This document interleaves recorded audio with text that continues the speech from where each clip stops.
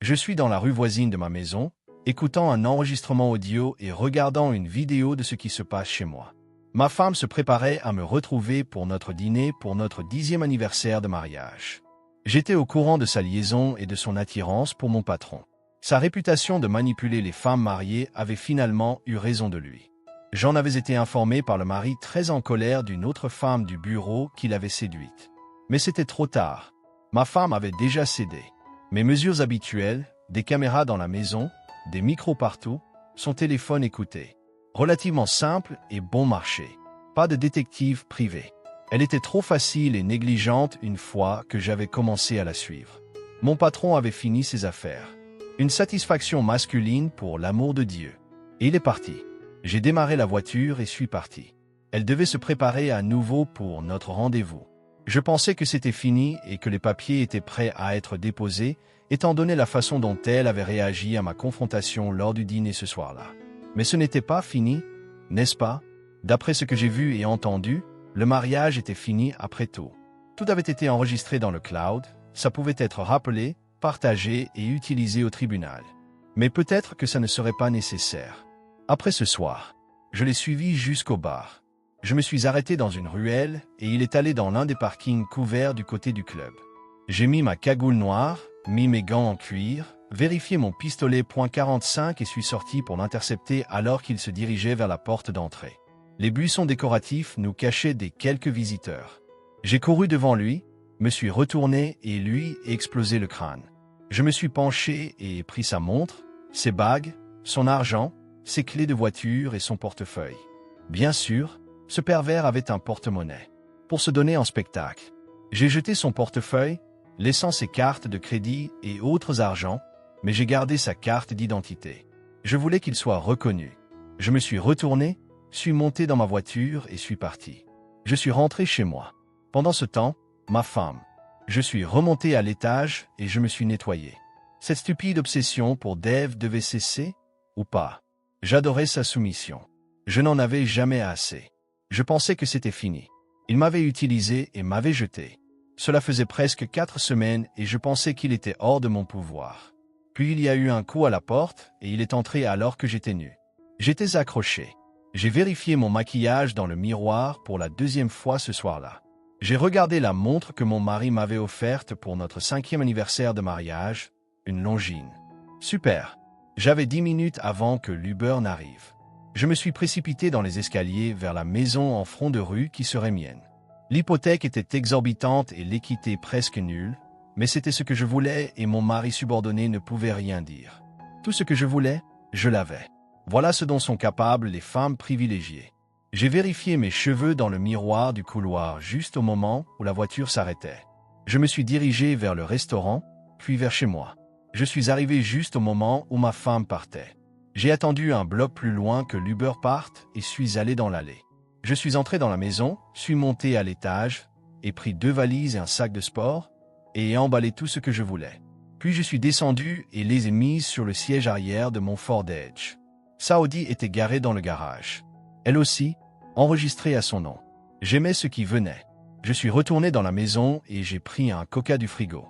Je suis allé dans le salon et posé la canette sur le bord de la table, pas Costa, et j'ai composé un numéro. J'ai éteint le téléphone, suis allé sur Paramount et trouvé Deadpool 2 et j'ai continué à apprécier. Encore une fois, ma femme. Je suis arrivé au restaurant et me suis assis à notre table 10 minutes à l'avance. Le mari n'était pas là, pas de problème. J'ai commandé un hurricane et me suis assis en attendant. Il y avait une piste de danse et après environ 30 minutes, je commençais à m'inquiéter. Je luttais contre les idiots qui voulaient danser. J'ai essayé d'appeler mon mari, mais l'appel allait directement à la messagerie vocale.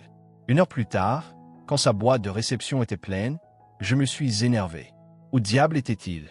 Il ne m'était même pas venu à l'esprit qu'il pourrait y avoir quelque chose de mal chez lui. Presque 2 heures plus tard, après que quelques personnes aient quitté la table, je me suis levé et payé ma note assez élevée et appelé un Uber et me suis dirigé vers la porte d'entrée. Après avoir refusé plusieurs offres non sollicitées d'aide, mon compagnon de voyage est arrivé et je lui ai donné mon adresse. Tout le long du trajet, je réfléchissais et m'inquiétais. Il était maintenant environ 22h30, presque 3 heures après le dîner que nous avions commandé. Le jour de notre 10e anniversaire. J'étais furieuse. Je le flagellerais pour m'avoir mise dans une telle situation. J'aurais aimé qu'il soit mort. Qui se prend-il pour être? Nous nous sommes arrêtés et j'ai payé le chauffeur. Je veux dire, j'ai donné ma carte de crédit. J'étais à court d'argent. J'ai vu sa voiture dans l'allée. J'allais le castrer. Qui se prend-il pour être? J'ai éclaté dans la maison et j'ai crié « Michael, où diable es-tu » Sa réponse calme m'a fait sursauter. Dans le salon. « Qu'est-ce qui ne va pas chez toi ?» Stupéfaite, je me suis précipité dans le salon où nous ne passions presque jamais de temps. C'était trop formel et chic pour juste s'asseoir. Je suis entré et il était là, regardant la télévision, assis sur mon canapé damassé. Et sur la table basse, 5 canettes de coca sans dessous de verre. J'ai explosé dans un état d'ivresse. « Tu es un idiot. Qu'est-ce que tu fais? Où étais-tu? Je t'ai attendu au restaurant pendant presque 3 heures. » Me calmant, j'ai répondu. « Je me suis sauvé la vie, salope. Maintenant tais-toi et assieds-toi. Nous devons parler. Ou du moins moi. Et tu dois écouter. » Pendant qu'elle était partie, j'étais occupé. J'écrivais les dernières nouvelles. À propos d'un meurtre et d'un vol dans un établissement local. Stupéfaite par ma réponse, elle s'est affaissée dans son fauteuil, bouche ouverte. Voici ce qui va se passer. J'ai posé les papiers de divorce sur la table devant elle, complétés avec des photos et des enregistrements audio. 3 clés USB avec des enregistrements vidéo éparpillés sur le dessus de son précieux bureau. Je les ai tous sortis de l'enveloppe légendaire pour qu'elle puisse les voir immédiatement. Je les regardais droit dans les yeux et j'ai commencé. « C'est fini, salope. Je sais pour ton obsession avec mon patron et ta sale liaison. Même pour toi qui l'as fait dans notre lit. C'est fini. Tu as 2 jours pour signer les papiers. 2 jours. Puis on passe de différences irréconciliables à trahison et fraude. Et on va au tribunal. Si ça va jusque-là, tout, je veux dire tout, finira sur Internet. Tes parents, mes parents, nos amis, ton entreprise, l'église et les journaux. Sans oublier sa femme. 2 jours. Pas de négociation. Tu me contacteras par mon avocat. La maison sera vendue et tout ce qui reste sera divisé. Nos comptes bancaires seront partagés à 50 à 50. Tu me dégoûtes et je ne peux plus te regarder. Savais-tu que la version moderne de l'opposé de l'amour, c'est l'indifférence? De la connerie. C'est la haine, pure et simple. En ce moment, je te déteste, pure et simple. Oh, et pendant que tu attendais le dîner, tu as raté les infos. J'ai appuyé sur play sur le grand écran et le programme d'information enregistré a commencé. L'homme d'affaires local et séducteur notoire David Spencer a été retrouvé abattu et apparemment volé devant un établissement local, le Pick-up Spot. La police n'a pas encore appréhendé de suspect. La police recherche des caméras de surveillance, mais il semble qu'elles n'étaient pas activées à ce moment-là. Probablement à cause du quartier et du type d'activité habituelle qui y a lieu. Nous vous tiendrons au courant des développements. J'ai terminé l'enregistrement. Heureusement que je n'avais pas d'armes. Joyeux anniversaire, idiot.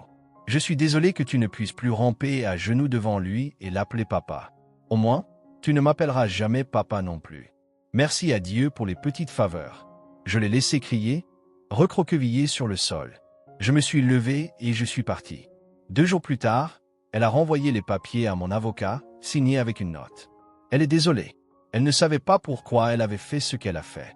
J'ai ri, puis pleuré. Épilogue. 4 mois plus tard, j'étais divorcé. J'ai été interrogé 2 fois par la police. La 2e fois, c'était avec mon avocat, mais ils n'en voulaient rien savoir. Et mon avocat leur a conseillé de chercher ailleurs, car il y avait tellement d'autres maris et mariages foirés, sans parler du mariage de sa femme, que peut-être les flics devraient regarder ailleurs. J'ai quitté mon travail et déménagé à Galveston. J'ai trouvé un meilleur poste, même si ça payait moins, mais je travaillais pour une femme. J'ai rencontré sa sœur Cassie, qui avait une histoire similaire à la mienne. Divorcée d'un infidèle abusif, avec un fils de 5 ans rebelle. Il m'a tout de suite pris en affection. Moi aussi, je l'ai bien aimé. 6 mois plus tard, j'ai décidé que je devais épouser sa mère car dans 6 mois, elle allait avoir notre bébé. La vie continue. Cassie est ma priorité et elle m'aime. Merci d'avoir écouté. Ça aide. Cela a été une période difficile dans le ciel d'Allah. C'est ce qu'ils appellent ça. Je ne rigole pas à ce sujet. Et avec le monde tel qu'il est maintenant, je pensais qu'Allah allait nous quitter de toute façon. Donc, bonne année. Essayez de vous mettre en forme et peut-être qu'il nous donnera une autre chance. Les ours disent bonjour.